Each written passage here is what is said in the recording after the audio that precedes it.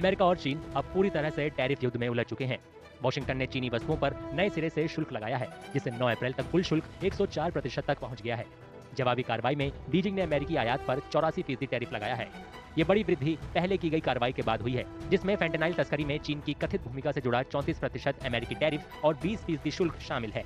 इसके बाद चीन ने पहले दौर के जवाबी उपाय किए थे, लेकिन इस बार बीजिंग ने अंत तक लड़ने का अपना रुख साफ कर दिया।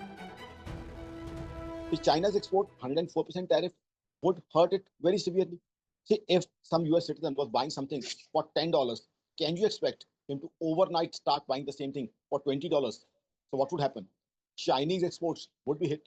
Only and only the necessities would be purchased by the consumer if the prices increase within a week by more than 104%, by more than 100%. So that would definitely have a huge impact on Chinese exports. चीन ने शुक्रवार को सभी अमेरिकी आयातों पर 34% tariff लगाकर जवाबी हमला किया। साथ ही दुर्लभ पृथ्वी खनिजों पर निर्यात नियंत्रण पेश किया और ट्रंप के तथाकथित मुक्ति दिवस टैरिफ के जवाब में कई और उपाय किए। जवाब में ट्रंप ने चीनी वस्तुओं पर अतिरिक्त 50% टैरिफ लगाया। साथ ही ऐलान किया कि बीजिंग के साथ सारी बातचीत आधिकारिक रूप से खत्म हो गई है। आधिकारिक डेटा से पता चलता है कि पिछले साल चीन के साथ अमेरिका का व्यापार घाटा $295.4 बिलियन था। विशेषज्ञों ने चेतावनी दी है कि अगर बीजिंग आगे बढ़ता है तो ट्रंप के उपाय अमेरिका में होने वाले चीन के निर्यात को गंभीर रूप से प्रभावित कर सकते हैं, जो आसियान और यूरोपीय संघ के बाद उसका तीसरा सबसे बड़ा व्यापारिक साझेदार है। चीनी वाणिज्य मंत्रालय ने चेतावनी दी है कि अगर अमेरिका टैरिफ बढ़ाना जारी रखता है तो चीन अपने अधिकारों और हितों की रक्षा के लिए जवाबी कार्रवाई करेगा। इस जवाबी टैरिफ युद्ध का असर दुनिया भर में पहले ही महसूस किया जा रहा है, क्योंकि सरकारें दो आर्थिक महाशक्तियों के बीच टकराव से अपनी अर्थव्यवस्थाओं को बचाने के लिए जूझ रही हैं। चीन ने कूटनैतिक कदम उठाते हुए अमेरिकी टैरिफ के खिलाफ मिला-जुला रुख अपनाने के लिए भारत से संपर्क किया है, लेकिन कनाडा और चीन के विपरीत नई दिल्ली ने ट्रंप प्रशासन के साथ सीधे टकराव से दूर रहने का विकल्प चुना है। Now, tariffs against India are much lesser than tariffs against China.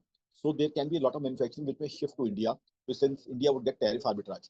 Secondly, India stands to gain also from this situation because money which was meant initially for Indian stock markets, the global money, global portfolio money, it had started going to China.